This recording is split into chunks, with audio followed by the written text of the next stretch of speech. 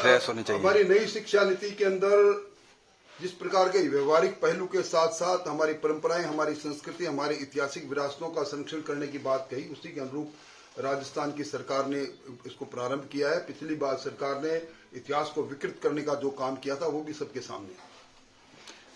हिजाब को लेकर भी जो कह रहे हैं स्कूल ड्रेस में आना चाहिए सारा। आज अगर स्कूल ड्रेस के पीछे एक ही मान्यता है कि समानता रहे, राजा हो चाहे रंग हो, कोई जाति नहीं, कोई धर्म नहीं, कोई संप्रदाय नहीं, बच्चों में समानता हो, प्रतिस्पर्धा बने, बच्चों में एक कॉमन प्लेटफॉर्म पर बच्चा रहे। इस नाते स्कूल ड्रेस के इस कंसेप्ट को वर्षों पहले इजाद किया गया था। अगर इसके साथ हम धर्म को जोड़ देंगे तो स्कूल की ड्रेस की वो भावनाएं गौण हो जाएगी। स्कूल ड्रेस होनी चाहिए। डोटासरा ने आपके ट्वीट का जवाब दिया, तो इस पर आप क्या कहना चाहेंगे? देखिए, डोटासरा जी जिस छोटी मानसिकता से व्यक्तिगत आरोप प्रत्यारोप लगाते हैं, अब की बात नहीं, उनकी आदत में शुमार है।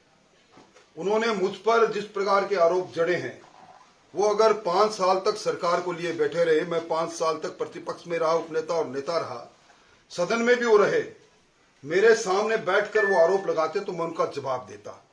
एक टेलीफोन पर सोशल मीडिया में कुछ कह देना, मैं समझता हूं कि अभी भी उनके पास कोई प्रमाण है कि कोई बजरी में, कोई टोल में, कोई दूसरे खनन में मैंने कोई सरकार का दुरुपयोग किया। तो 5 साल तक तो सरकार उनकी थी। 5 साल तक अगर प्रतिपक्ष का कोई नेता सरकार के रहते हुए और वो हर क्षेत्र के अंदर अपना वर्चस्व स्थापित करके और अपना काम करे, इससे बड़ा दुर्भाग्य, इससे कमजोर लचर सरकार क्या होगी। और सरकार के अंदर पीसीसी चीफ खुद विराजे रहे, तो अब तक क्यों चुप रहे। इसलिए मैं व्यक्तिगत टिप्पणी नहीं करना चाहता। उन्होंने जो कहा, कल कहा कि मैंने निश्चित तौर पर लक्ष्मणगढ़ की बड़ी सभा में कहा था कि आरपीएससी में एक ही परिवार के एक साथ 4 लोग एक जितने नंबर लेके पास हो जाए, ये क्या काम है। उस पर जब उन्होंने कहा तारानगर से आने वाले नेताजी को पूछना, निश्चित तौर पर मैं नई विधानसभा में गया, मैं उस हार को स्वीकार करता हूं। मैं 7 बार लगातार विधानसभा में जीतता रहा। हार और जीत सिक्के के 2 पहलू है, पर जनता का फैसला सिरोधार्य है। ये बात उनकी बिल्कुल सही है। मैं इस बात को मैं कई बार स्वीकार कर चुका हूं।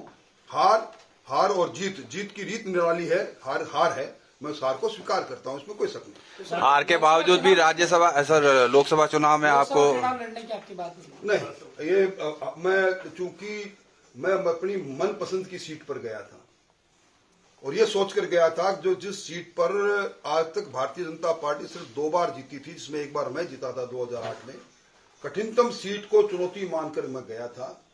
मैं वहां से पराजित हुआ। तो पराजित व्यक्ति को किसी चीज पर मैं अधिकारपूर्वक कहूं कि मुझे इस चुनाव के अंदर भी मौका मिलना चाहिए, मेरा अधिकार नहीं। बाकी पार्टी का आलाकमान का जो निर्णय है वो स्वीकार होगा।